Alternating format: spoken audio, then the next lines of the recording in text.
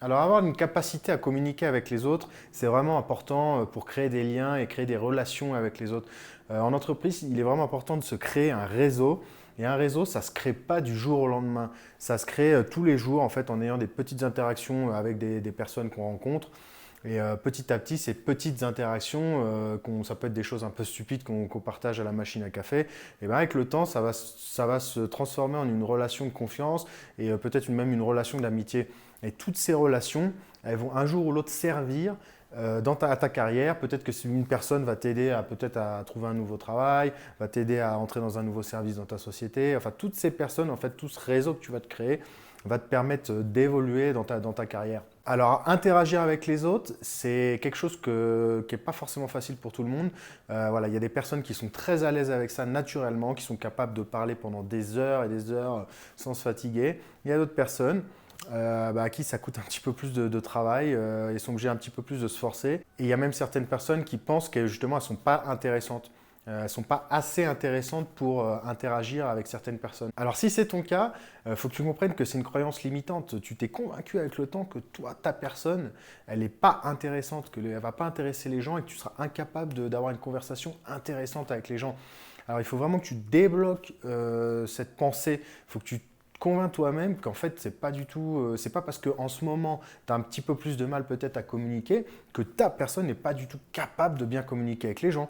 Il y a quelques petites techniques qu'on va voir un petit peu plus tard dans la vidéo qui vont te permettre de t'ouvrir, qui vont te permettre d'interagir plus facilement avec les gens et tu vas voir qu'en fait, ça dépend pas du tout de ta personne. Tu vas pouvoir, toi, avoir des interactions intéressantes avec les gens. Alors tu vois, moi ça m'est arrivé, c'était mon cas avant.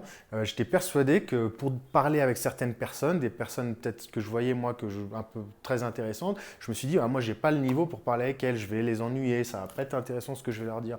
Pendant des années, j'étais convaincu de ça. Et en fait, j'ai travaillé un petit peu là-dessus, j'ai appliqué les techniques qu'on va voir tout à l'heure. Et petit à petit, avec le temps, je me suis rendu compte qu'en fait, j'étais complètement capable d'interagir avec les gens.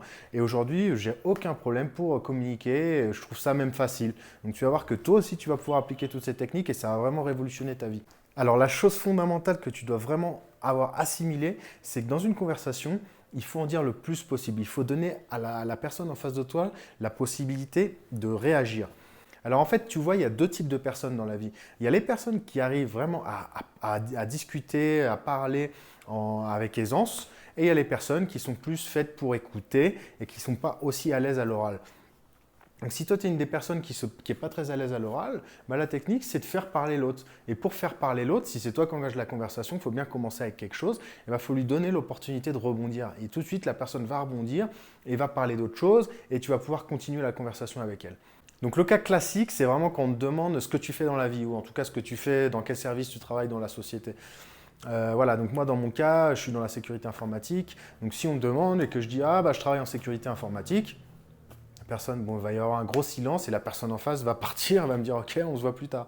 Voilà, quand on se contente de dire que ça le minimum, on ferme tout de suite la porte à une conversation, on montre qu'on n'a pas du tout envie de communiquer, on n'a pas envie de continuer la conversation et on se ferme toutes les portes pour pouvoir continuer à échanger avec cette personne.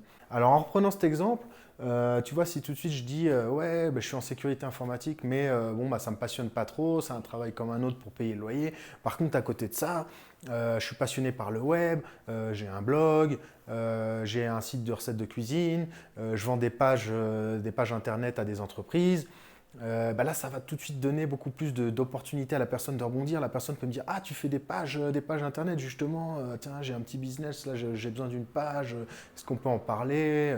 Enfin, tu vois, il faut donner vraiment le plus de détails possible, même si ça te paraît des détails insignifiants, ou si tu considères que c'est des détails qui rentrent un petit peu trop dans ta vie personnelle. Moi j'ai ce problème, c'est que je déteste parler de moi-même, mais il y a des fois, il faut bien comprendre que c'est une conversation et on n'est pas là pour étaler notre vie sur la place du marché, on est là pour avoir une conversation avec quelqu'un. Peu importe, on lâche des petits détails à droite à gauche dans la phrase et ces petits détails vont permettre à la personne de rebondir. Ce n'est pas tellement pour parler de nous, sinon pour continuer à échanger avec la personne. Il faut bien comprendre ça.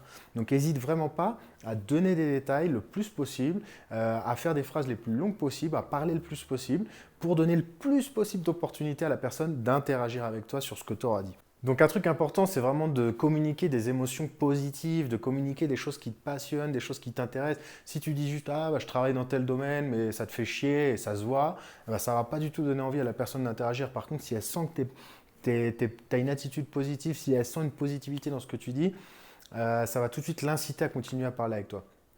Donc un autre exemple qu'on peut prendre, un grand classique quand on te demande comment a été ta journée, par exemple. Bah, si tu dis ouais, bah, ma journée, ouais, bah, ça m'a fait chier, ouais, j'ai fait ça, j'ai eu une réunion avec tel, c'était chiant, voilà, ça donne pas envie de continuer à discuter. Donc il faut mettre de l'enthousiasme, il faut donner envie à la personne à continuer à discuter avec toi.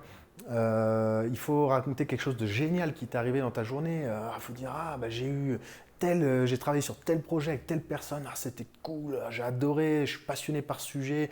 Voilà, si tu commences à parler un petit peu plus comme une personne passionnée et tu montres que les aspects intéressants de ta journée, ça va tout de suite donner beaucoup plus envie de continuer à parler avec toi. Donc focalise-toi bien sur les points positifs et essaye de faire en sorte de mettre en valeur tous ces points positifs. Donc si on veut un petit peu résumer, voilà, il faut vraiment essayer de véhiculer une énergie positive.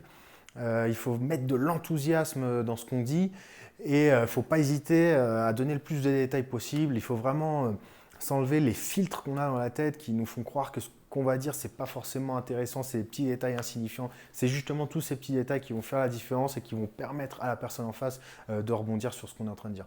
Donc voilà, donc j'espère que bah, tu vas essayer d'appliquer ces techniques pour améliorer ta communication.